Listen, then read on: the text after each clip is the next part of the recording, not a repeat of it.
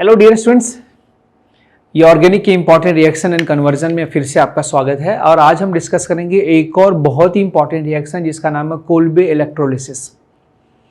ये आपके एग्जाम में आने के चांसेस हैं, ठीक है। ये कोल्बे इलेक्ट्रोलिसिस जो है दिस वन, ये हाइड्रोकार्बन 11 के एनसीईआरटी हाइड्रोकार्बन में है। ये एल्केन बनाने का तरीका में वहां पे लिखा मेंशन है। हाइड्रोकार्बन 11 एनसीईआरटी हाइड्रोकार्बन चैप्टर में एल्केन बनाने का तरीका है कोल्बे इलेक्ट्रोलिसिस। ये आपके एग्जाम में आ सकता है। इसमें होता क्या है कि अगर हम कार्बोक्सिलिक एसिड का सॉल्ट एक जो है aqueous solution of salt of carboxylic acid है ना, एक्वस एक काफी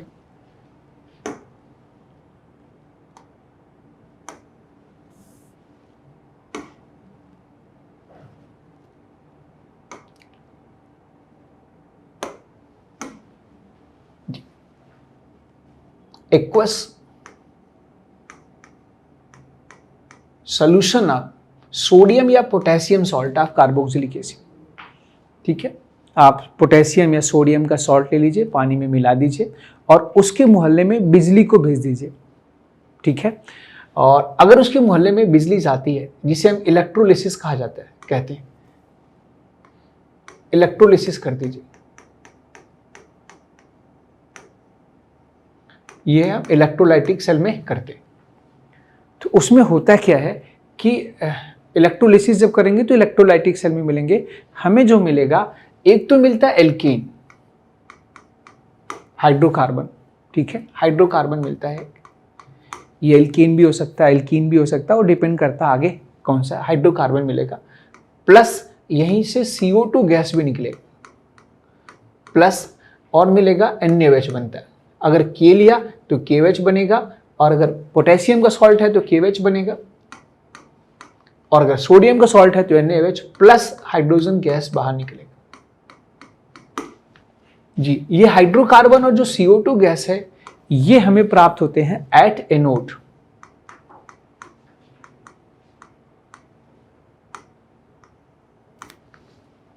ठीक है, और ये जो प्राप्त होता है हमें KOH और हाइड्रोजन गैस जो हमें प्राप्त होता है ये होता है एट कैथोड।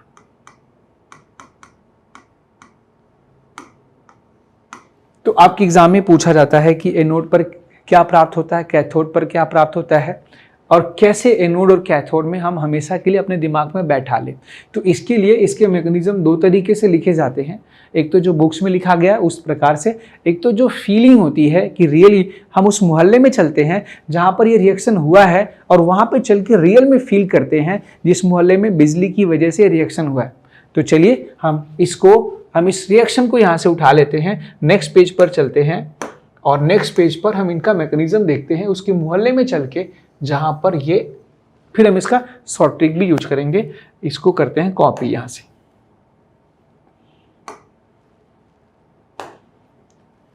नेक्स्ट पेज पर हमने इसे पेस्ट कर दिया इसको।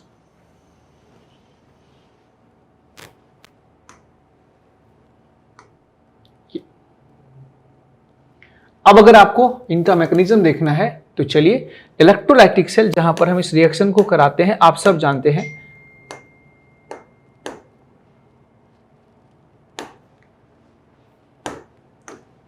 ये है मोहल्ला है बिजली।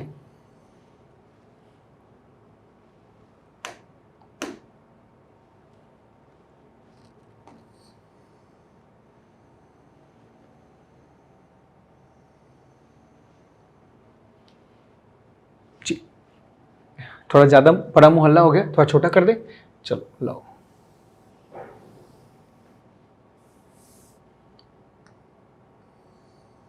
ये दिस वन।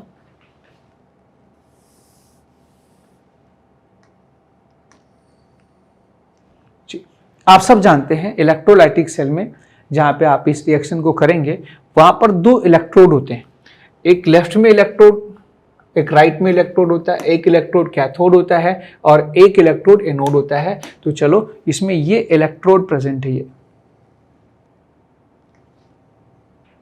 ये एक इलेक्ट्रोड आपने इलेक्ट्रोकेमिस्ट्री में सब जाना है, ओके। आपको क्या बताना आप ज़्यादा, और एक इलेक्ट्रोड जो पॉजिटिवली चार्ज होता है जिसे हम कहते हैं एनोड, और दूसरा इलेक्ट्रोड जो होता है जो नेगेटिवली चार्ज होता है जिसे हम कहते हैं कैथोड।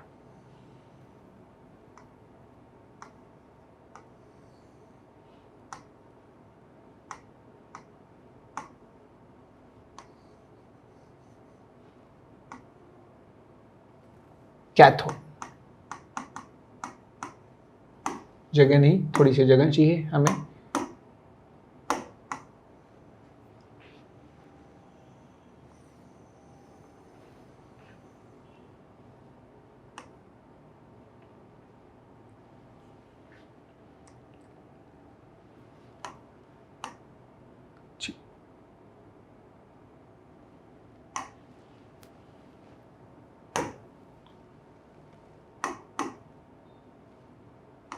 जी, और ये आपस में कनेक्ट होंगे। है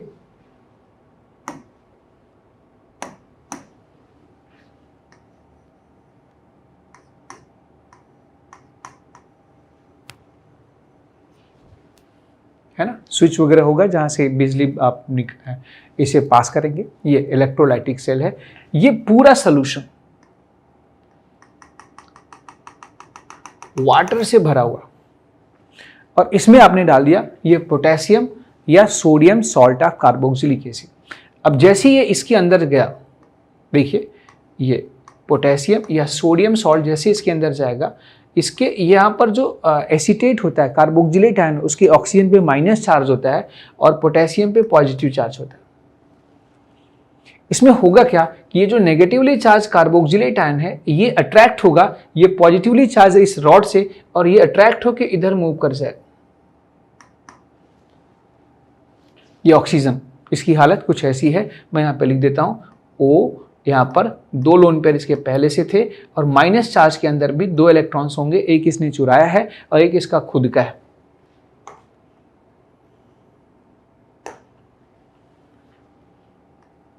जी, ये बना RCOOR, और जो पोटेशियम है ये भाग चला अब यहाँ पर। अब ये पोटेशियम इधर जाके इस कैथोड रॉड की तरफ अपना जलवा दिखाएगा, और ये जो एनायन है ये एनोड रॉड की तरफ अपना जलवा दिखाएगा। जलवा में क्या होगा, सबसे पहले जैसे ही ये यहाँ पर जाएगा, इस रॉड पॉजिटिवली चार्ज रॉड है, इसको इलेक्ट्रॉन की आवश्यकता है, और यहाँ पर इलेक्ट्रॉन अधिक है तो इससे निकलेगा इलेक्ट्रॉन्स, एक इलेक्ट्रॉन्स। और जैसे ही इससे एक इलेक्ट्रॉन्स निकलेगा, याद रखिएगा ये इलेक्ट्रॉन्स यहाँ से निकला, और एक इलेक्ट्रॉन, यहाँ पर 6 इलेक्ट्रॉन्स हैं ऑक्सीजन के पास, है ना, 3 पेयर, तो यहाँ पर बचेंगे 5, 2 पेयर में और एक अनपेयर। ये बन जाएगा कार्बोक्सिलेट फ्री रेडिकल्स, और ये इलेक्ट्रॉन इस रॉड में एंट्री करके इधर से भागेगा, और जब इधर से भागेगा तो बिजली एक जो है दौड़ेगी। ठीक है, ये इलेक्ट्रॉन्स इधर मूव कर गया, फिर क्या होगा। अब ये जो कार्बोक्सिलेट फ्री रेडिकल ये हाईली अनस्टेबल है।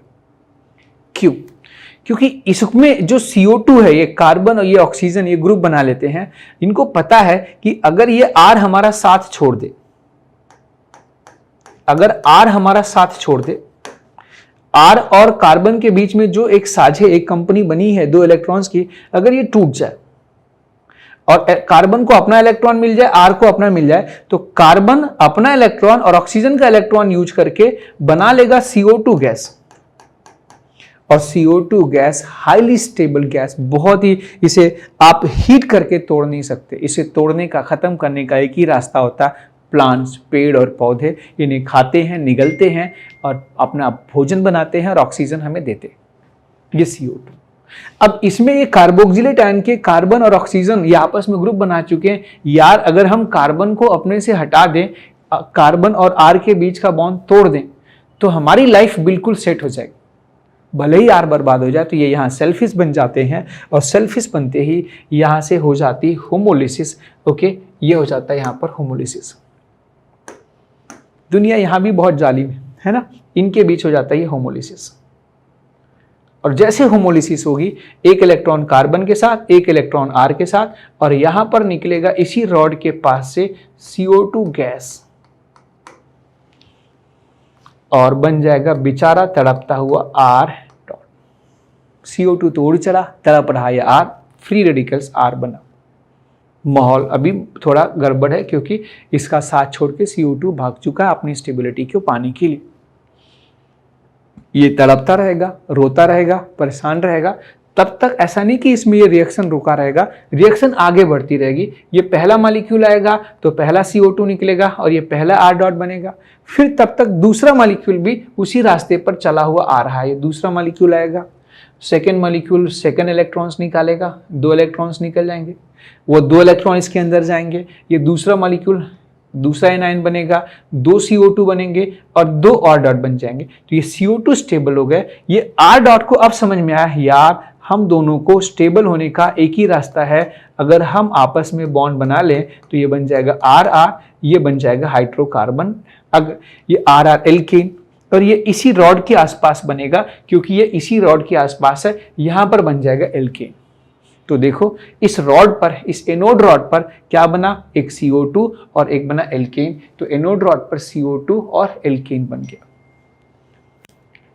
यही है, इसके 2 मॉलिक्यूल मिले, 2 CO2 निकला और एक एल्केन का फॉर्मेशन हुआ। इस रॉड के पास चले हम, यहां पर ठीक है। इसमें कैसे करेंगे, अब ये इस मोहल्ले में पूरा पानी भरा हुआ है, तो जैसे इस मोहल्ले में पहुंचेगा यहां पर उपस्थित जो वाटर है ये वाटर से रिएक्शन कर जाएगा, और हमें पता है कि K प्लस वाटर के साथ रिएक्शन करके यहां से OH माइनस के साथ मिलके ये बनाएगा KOH और H प्लस।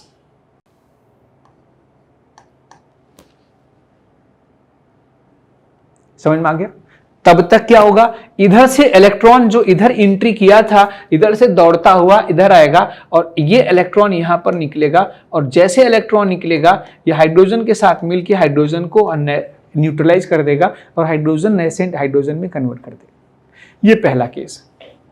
फिर इसी प्रकार से दूसरा सोडियम आएगा, दूसरा सोडियम में बोला पोटेशियम आएगा, दूसरे वाटर से रिएक्शन करेगा, दूसरा KOH बनाएगा, दूसरा H प्लस बनेगा, दूसरा H प्लस फिर दूसरे इलेक्ट्रॉन के साथ मिलके 2 हाइड्रोजन एटम बनाएंगे और ये दोनों हाइड्रोजन एटम आपस में जुड़ जाएंगे and we get H2 molecule. तो इस रॉड के आसपास हमें हाइड्रोजन प्राप्त होगा और साथ में KOH प्राप्त हुआ। तो देखो ये कंफर्म हो गया, यही है, ये है तरीका। इसी को अगर आपको कभी आपके बोर्ड में लिखना हो तो आप ऐसे भी लिख सकते हैं, आप चाहें तो इस मैकेनिज्म को भी लिख सकते हैं, आप चाहें तो यही आपके एग्जाम में लिखना हो तो मैं एग्जाम में कैसे लिखा जाता है, बोर्ड में कैसे लिखा जाता है, कहीं लिखने की बारी हो, है ना, तो आप IAS की एग्जाम दे रहे हो, कुछ भी एग्जाम दे रहे हो, तो ये मैकेनिज्म कैसे लिखते हैं आप इसे ऐसे लिखेंगे। यार मैं क्या कर रहा हूँ, हमें इसको यहाँ से इसका मैकेनिज्म दूसरे तरीके से हम सिखाते हैं जो बुक्स में लिखा हुआ। अब वो बुक्स में लिखा हुआ मैकेनिज्म आपको समझ में आ जाएगा। इसको मैं छोटा कर देता हूं, यहां पर साइड में रख देता हूं, आपने इसको देख लिया, ठीक है, ओके, समझ भी लिया।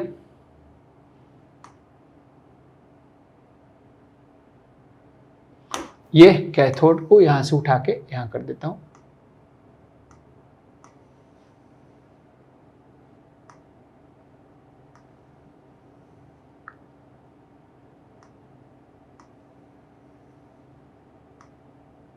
ठीक है। तो जी इसको अगर आपको लिखना है, अगर सपोज एग्जाम में लिखना है, नोटबुक में लिखना है, तो आप ऐसे भी लिख सकते हैं और ये तरीका भी यूज कर सकते हैं। कैसे, सबसे पहले एक्वस पोटेशियम या सोडियम सॉल्ट, ये आयोनाइज होंगे, क्या बनेगा, एक्वस पानी से घिरा हुआ RCOO minus plus aqueous K plus.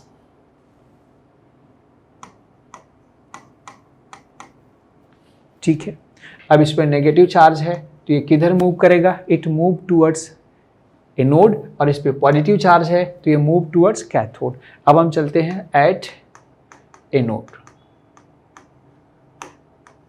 Anode पर जाएगा, ठीक है, एनोड पर गया RCOO माइनस, इसने एक इलेक्ट्रॉन दिया, बना दिया RCOO डॉट, प्लस एक इलेक्ट्रॉन्स, है ना। फिर दूसरा मॉलिक्यूल भी ऐसे ही आएगा, 2 ले लेंगे आप, दोनों को एक साथ दिखाएं, यहां पर बनेगा 2 और ये 2 इलेक्ट्रॉन्स, सेकेंड इलेक्ट्रॉन्स, ठीक है।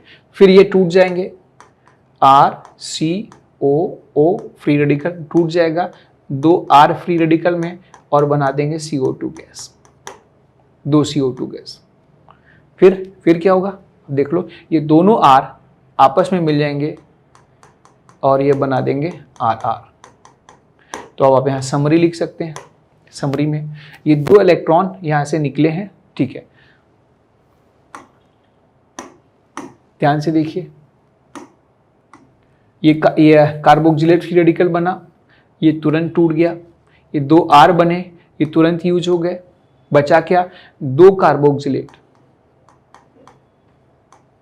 एनायन आपस में मिले, इन्होंने दिया पहले क्या दिया, 2 CO2 गैस प्लस एक RR plus 2 electrons.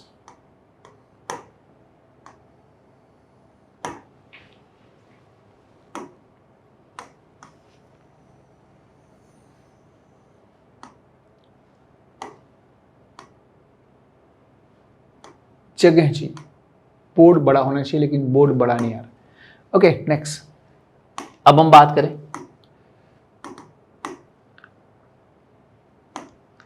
At cathode पर क्या होगा। कैथोड पर पोटेशियम चाचा जा चुके हैं, अंकल पोटेशियम गए हैं, उन्होंने वाटर से रिएक्शन कर लिया है और उन्होंने अंजाम दे दिया, 2 पोटेशियम 2 वाटर से रिएक्शन करके बना चुके हैं 2 KOH प्लस 2 H प्लस।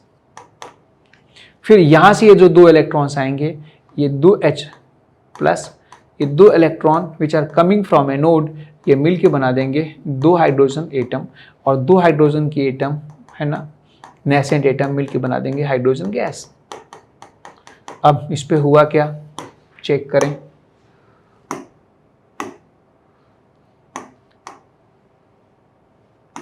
ध्यान से देखें, यहाँ पर 2 H प्लस बने थे, दोनों ने इलेक्ट्रॉन लेके 2 एटम में कन्वर्ट हो गए, 2 नेसेंट हाइड्रोजन ये आपस में H2 मॉलिक्यूल में कन्वर्ट हो गए। तो यहाँ पर बना 2 पोटेशियम प्लस 2 वाटर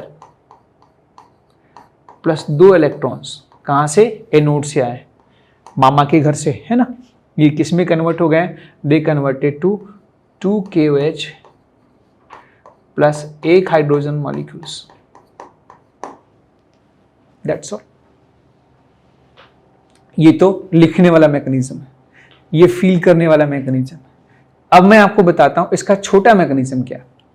सीधे सीधे याद रखिएगा कि एनोड पर सबसे पहले ये CO2 उड़ जाता है और R डॉट में कन्वर्ट होता है। छोटा मैकेनिज्म, पहले CO2 उड़ाओ और R को R डॉट में कन्वर्ट कर दो।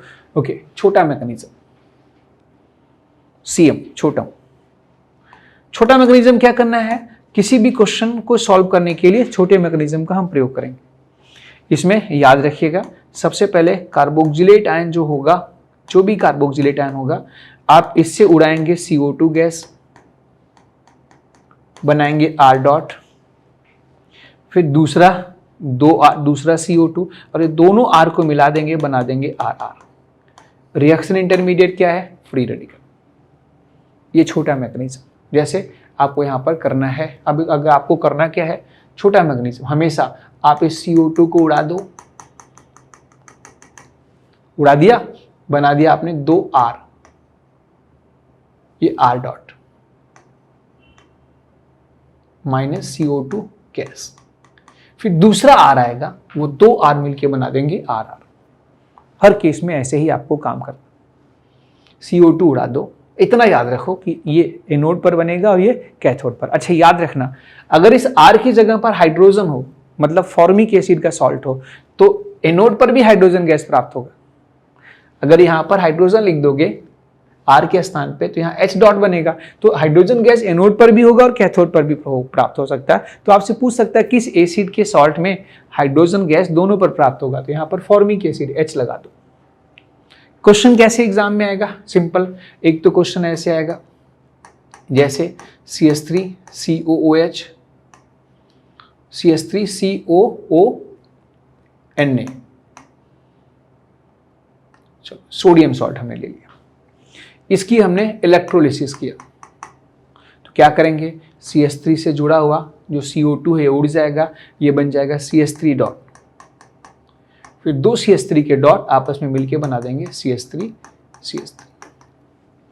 इसी सवाल को पैराग्राफ में पूछना है तो ऐसे भी पूछ सकता है कि भाई ये सॉल्ट बनता है कैसे। एसिटिक एसिड हमने ले लिया, इसका रिएक्शन प्लस और क्या बनेगा, प्लस बनेगा यहाँ पर CO2 गैस, प्लस बनेगा हाइड्रोजन गैस, प्लस बनेगा NaOH। हमने ऐसे भी क्वेश्चन पूछ सकते हैं कि हमने क्या ले लिया कि ये CH3COOH, पहले हमने इसका रिएक्शन करा दिया एक्वस NaOH के साथ या NaOH के साथ, और फिर हमने कर दिया इलेक्ट्रोलिसिस। अब बताओ क्या बनेगा, तो प्रोडक्ट सेम होगा। कैसे, आप NaOH के साथ इसका रिएक्शन कराओगे तो बन जाएगा सॉल्ट CH3COO माइनस डॉट, फिर ये CO2 को आप उड़ा दोगे, ठीक है, नहीं सॉल्ट बनेगा पहले फर्स्ट स्टेप में, NaOH की वजह से बनेगा CH3COO माइनस Na, ये बन गया। और जब ये बन गया, ये यहाँ माइनस होता है, यहाँ प्लस होता है, फिर ये CO2 उड़ जाएगा, CH3 से बन जाएगा इथेन। आगे की कहानी है सेकेंड स्टेप। ऐसे क्वेश्चन भी पूछ सकते हैं। अब कार्बोक्सिलिक एसिड कहाँ से बनता, हो सकता है कि कहीं से कार्बोक्सिलिक एसिड बना के फिर NaOH से रिएक्शन कराए, तो ऐसे रिएक्शन का सीक्वेंस बढ़ा सकता है। एक ध्यान तो इसमें ध्यान देने वाली बात है, अगर कोई डाई कार्बोक्सिलिक एसिड है, एक ही कंपाउंड में दो कार्बोक्सिलिक एसिड है,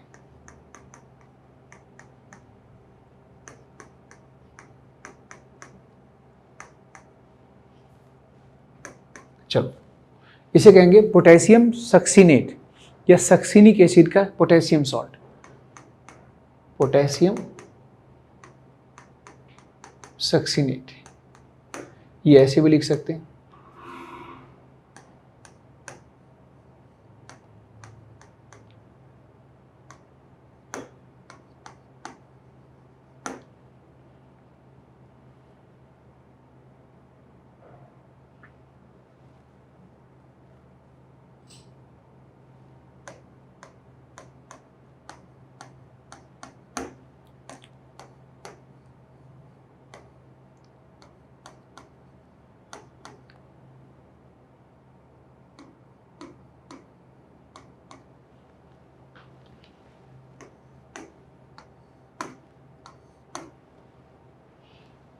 अगर मैं आपसे एक सवाल करूँ, ये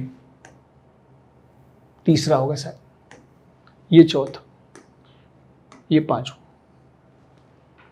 दो हम पहले कर चुके हैं, ये तीसरा।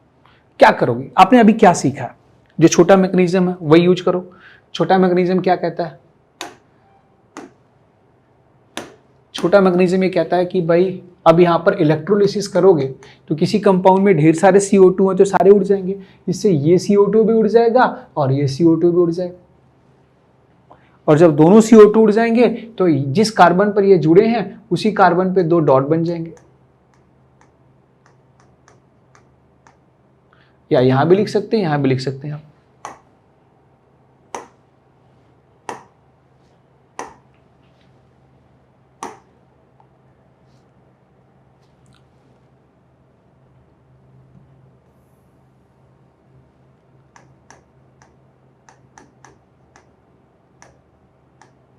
अब देखो, इस कंपाउंड को इंतजार करने की जरूरत ही नहीं है कि दूसरा मॉलिक्यूल आएगा और फिर हमारा उद्धार करेगा, हम बॉन्ड बनाएंगे। अगर एक ही कंपाउंड में दो कार्बोक्सिलिक ग्रुप प्रेजेंट है तो तुरंत क्या होगा, याद रखना, CO2 के उड़ते ही इसको एक बॉन्ड की आवश्यकता है, इसको एक बॉन्ड की आवश्यकता है, इंतजार किए बगैर आपस में जुड़ जाएंगे एंड वी गेट, हमें यहाँ क्या बन जाएगा, एक और बॉन्ड बन जाएगा इनके बीच में। भाई एक बॉन्ड था, एक पाई बॉन्ड बन जाएगा। ऐसे यहाँ पर भी, यहाँ से CO2 आप उड़ाओगे, यहाँ से CO2 उड़ाओगे, यहाँ डॉट बनेंगे और इनके बीच बॉन्ड बन जाएगा। यहाँ से CO2 उड़ाओगे, यहाँ से CO2 उड़ाओगे, इनके बीच बॉन्ड बन जाएगा। इसे आप ऐसे भी लिख सकते हैं, बाइसाइक्लिक कंपाउंड का फॉर्मेशन। अच्छा, इस कंपाउंड में 2 सॉल्ट है और एक ही कंपाउंड में 2 सॉल्ट हो, समझ में आ गया, और वहां पर एल्कीन बने या साइकिल एक और बन जाए। एक और केस मैं बताता हूं, एक और एग्जांपल, जैसे मैंने ये लिया छठा,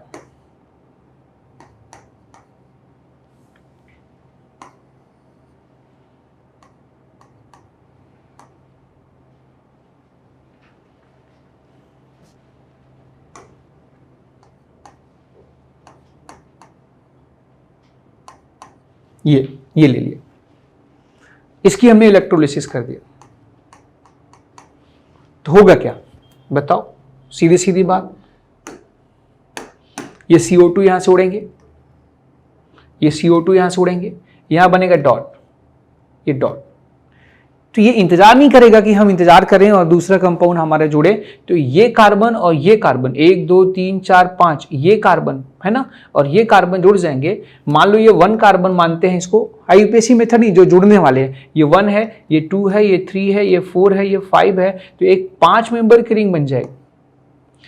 1 2 3 4 5, और इसके 1 कार्बन पर एक मिथाइल होगा और 5 कार्बन पर भी एक मिथाइल होगा।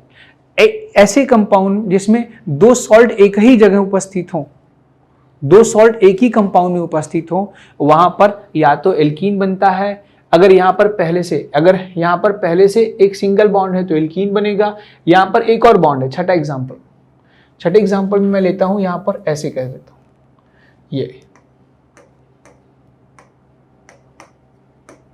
ये है पोटेशियम मैलेट, मैलिक एसिड का सॉल्ट, 7वां,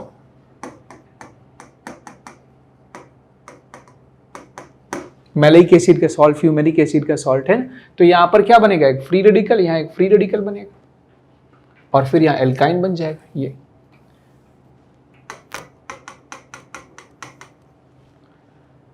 ऐसे रिएक्शन को जहां पर 2 सॉल्ट एक ही कंपाउंड में प्रेजेंट हो और या तो डबल बॉन्ड बने या तो ट्रिपल बॉन्ड बने या साइकिल बने, समझ में आ गया, या मतलब एक साइकिल है तो 2 साइकिल बन जाएगी, एक भी साइकिल नहीं है तो एक साइकिल बन जाएगी। इस रिएक्शन को कहा जाता है इंट्रामॉलिक्यूलर कोल्बेज इलेक्ट्रोलिसिस।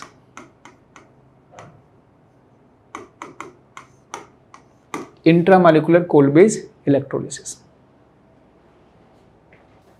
ओके, ऐसे कोई भी एग्जांपल कर सकते हैं। जैसे आपने यहां पर आपने मीथेन लिया था तो आप ईथेन बना सकते हैं। मतलब ये जो एल्काइल ग्रुप होता है ये डबल होता है, तो अगर ये एल्काइल ग्रुप में 1 कार्बन एटम है तो आप 2 कार्बन का एल्कीन बना लेंगे। यहां पर 2 कार्बन है तो 4 कार्बन का एल्कीन बन जाएगा। यहां पर 3 कार्बन है तो यहां पर आप क्या करेंगे, 6 कार्बन का एल्कीन बना लेंगे। इसमें ऑड नंबर वाले एल्कीन नहीं बन रहे, मतलब जैसे प्रोपेन है ये नहीं बन रहा है क्योंकि इसमें डबल हो रहा है ना, ये R ग्रुप खुद ही डबल हो रहा है। तो जब किसी भी संख्या का डबल करेंगे तो इवन नंबर ही आता है। तो इसे कहते हैं सिंपल कोल्बे इलेक्ट्रोलिसिस, है ना, या इसे कोल्बे इलेक्ट्रोलिसिस कह सकते हैं। सेल्फ कोल्बे इलेक्ट्रोलिसिस भी कह सकते हैं, जब 2 मॉलिक्यूल आपस में जुड़ रहा है तो सेल्फ कोल्बे इलेक्ट्रोलिसिस।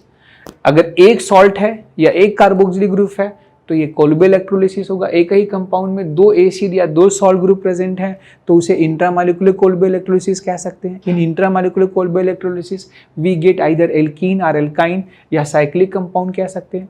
अब आप कहेंगे सर इस मेथड द्वारा, ये वाला मेथड, इस मेथड द्वारा मोनोकार्बोक्सिलिक एसिड के साथ आप उस एल्केन का फॉर्मेशन कर पाते हैं जिसमें even number of carbon atom होता है।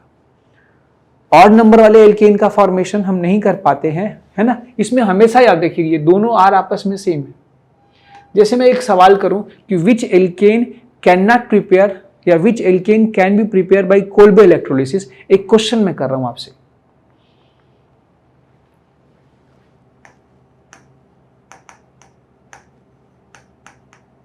विच alkane can be prepared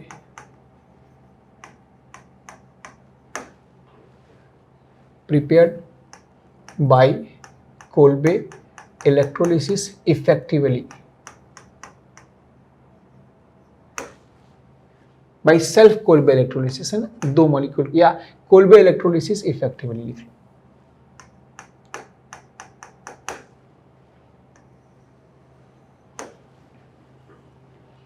1 ethane, number 2 propane, number 3 butane, number 4 5, चलो ये नंबर 6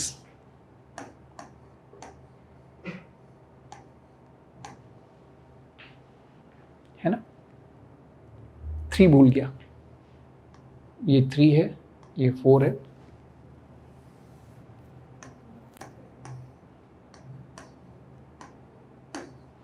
6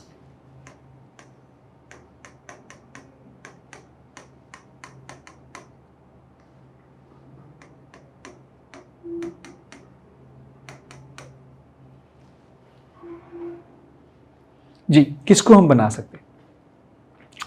अब आप सोच के बताएं। अगर हमें, वैसे तो हम प्रैक्टिस क्वेश्चन की और कर सकते हैं, अगर मैं चाहूं तो 50 क्वेश्चन को यहां पर प्रैक्टिस करा सकता हूं, लेकिन समस्या क्या है कि कम समय में आपको ज़्यादा सीखना है। क्वेश्चन आप कहीं से भी प्रैक्टिस करें, कंसेप्ट इसी को दिमाग में रखें, छोटा मैकेनिज्म यूज करें, फ्री रेडिकल हटा के डॉट बना दें और फिर आप क्वेश्चन आपका सॉल्व हो जाएगा। इसमें रिएक्शन इंटरमीडिएट क्या बनेगा? Free radical. ठीक है, अब अगर हमको ये बनाना है, ये इसको बनाने के लिए अगर ये हमारा प्रोडक्ट है, क्या रिएक्टेंट है? बिल्कुल हम यहाँ ले सकते हैं, अगर हम एसिटिक एसिड के सॉल्ट को इलेक्ट्रोलिसिस कर दें तो ये बन जाएगा, इसकी इलेक्ट्रोलिसिस करें तो ये बन जाएगा। क्यों? क्योंकि ये 2 CH3 ग्रुप जो बनेंगे, जो CH3 डॉट बनेगा, CH3 और CH3 मिल जाएंगे तो ये ईथेन बन जाएगा। लेकिन अगर हमें ये बनाना है, इसको हमें बनाना है, तो हम ये बना सकते हैं। कैसे बना सकते हैं? हम प्रोपेनोइक एसिड का सॉल्ट ले लें, ये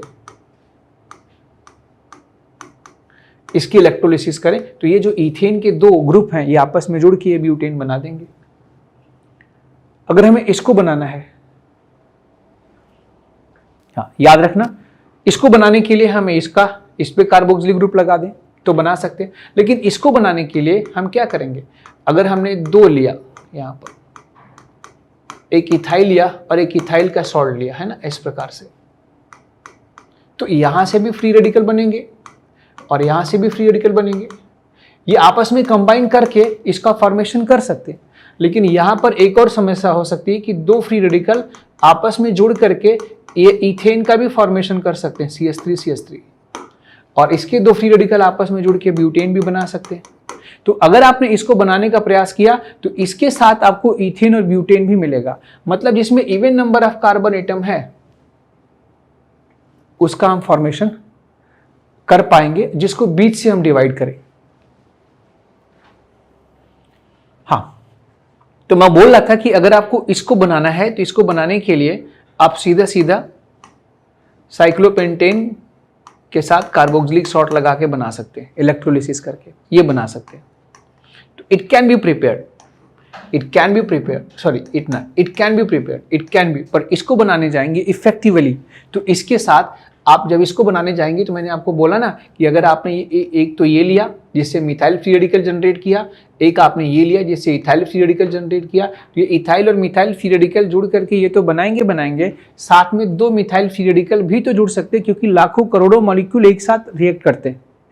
तो ऐसा नहीं कि एक मिथाइल बनेगा एक इथाइल, अगर 100 मिथाइल बने, सोचो 100 इथाइल बने तो हो सकता है 10-20 इथाइल मिथाइल आपस में जुड़ के या 50 इथाइल मिथाइल जुड़ करके ये बनाए। पर ऐसा भी हो सकता है कि 25-30 मॉलिक्यूल मिथाइल के आपस में जुड़ के ईथेन बना दें और इसके मॉलिक्यूल जुड़ के यहाँ से ये ब्यूटेन बना दें। तो अगर आप इसको बनाने का प्रयास करेंगे तो यहाँ पर ethane plus butane, normal butane फोकट में मिलेगा, अर्थात इसको इफेक्टिव तरीके से नहीं बना सकते। तो जिस एल्केन में और नंबर ऑफ कार्बन एटम हो उसको इफेक्टिव तरीके से नहीं बना सकते। और एक और बात, इसमें आप कहेंगे कितने कार्बन एटम है, 1 2 3 4 5 6 7 8 9, ये odd number of carbon atom है। तो इसको भी हमने इफेक्टिव तरीके से बना सकते हैं, क्योंकि अगर आपने ये कार्बोक्सिलिक एसिड लिया और ये कार्बोक्सिलिक एसिड लेकर के बनाने का प्रयास किया तो वो तो बनेगा, प्लस साथ में इसका भी एल्केन बन जाएगा और इसका भी एल्केन बन जाएगा। यानी जिस एल्केन को बीच से काटा जाए, दोनों तरफ के पार्ट बराबर हो। और आगे देखें, ये तो ऑड नंबर, इसको तो हम बना ही नहीं सकते, ठीक है, ऑड नंबर वाले को इफेक्टिवली बना नहीं सकते। हाँ, बनाएंगे तो साथ में मनचाहे प्रोडक्ट के साथ ढेर सारे अनचाहा पाएंगे। अब आप कहेंगे सर ये तो इवन नंबर ऑफ कार्बन यहाँ पर है, 1 2 3 4 5 6 कार्बन है, इसको तो बना सकते। कैसे बनाओगे? इसमें हमेशा 2 R आपस में जुड़ते हैं, तो दोनों R हमेशा सेम होंगे, अर्थात बीच से काटेंगे तो ये एकदम सिमेट्री नजर आएगी। अगर आप बीच से काटेंगे तो यहां सिमेट्री नजर नहीं आएगी। तो इससे हम उन एल्कीन को बना सकते हैं जिसमें even number of carbon atom हो और सिमेट्रिकल हो, जिसमें 2 मॉलिक्यूल है ना, सेल्फ कोल्बे इलेक्ट्रोलिसिस द्वारा हम उनको बना सकते हैं by, not intramolecular, by self Kolbe electrolysis.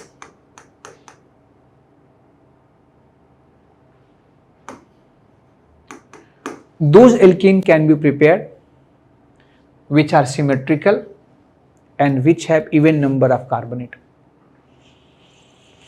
Okay, तो बस इतना ही मैं आपको बोलना चाहता हूं। आपके एग्जाम में सिंपल क्वेश्चन आएगा, बहुत सिंपल, ऐसे रिएक्शन दिया होगा, बोलेगा बताओ क्या बनेगा। इसमें इंटरमीडिएट फ्री रेडिकल बनेगा, पूछ सकता है एनोड और कैथोड पर क्या बनेंगे, ठीक है। और दूसरा, एक ही कंपाउंड में 2 सॉल्ट ग्रुप दे करके भी पूछ सकता है, तो उसमें आप एल्कीन, एल्काइन या साइक्लिक कंपाउंड बन जाता है। और 2 डिफरेंट मॉलिक्यूल अगर रिएक्शन कराते हैं, कभी भी याद रखिएगा, 2 डिफरेंट मॉलिक्यूल के बीच जब रिएक्शन कराते हैं तो उस रिएक्शन को कहते हैं क्रॉस कोल्बे इलेक्ट्रोलिसिस रिएक्शन। मतलब ऐसा कोल्बे इलेक्ट्रोलिसिस जिसमें एक R ग्रुप अलग हो और दूसरा R ग्रुप अलग हो, है ना, उसमें इसको कहते हैं क्रॉस कोल्बेज इलेक्ट्रोलिसिस। ये इंपॉर्टेंट नहीं होता, क्यों? क्योंकि इसमें आपको ढेर सारे प्रोडक्ट बनेंगे। एक तो मीथेन और इथेन के मिलने से प्रोपेन तो बनेगा, इथेन भी बनेगा और साथ में ब्यूटेन बनेगा। तो ये रिएक्शन में मिक्सचर ऑफ प्रोडक्ट बनता है, ढेर सारे प्रोडक्ट बनते हैं, इसलिए ये इंपॉर्टेंट नहीं है, ठीक है। इंपॉर्टेंट कौन कौन सा है? इंट्रामॉलिक्यूलर वाला और सेल्फ वाला।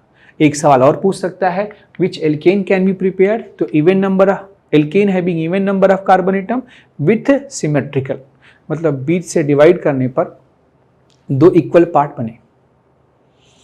तो चलिए, आज का ये कोल्बे इलेक्ट्रोलिसिस आपके एग्जाम में आने वाला है, तैयार हैं।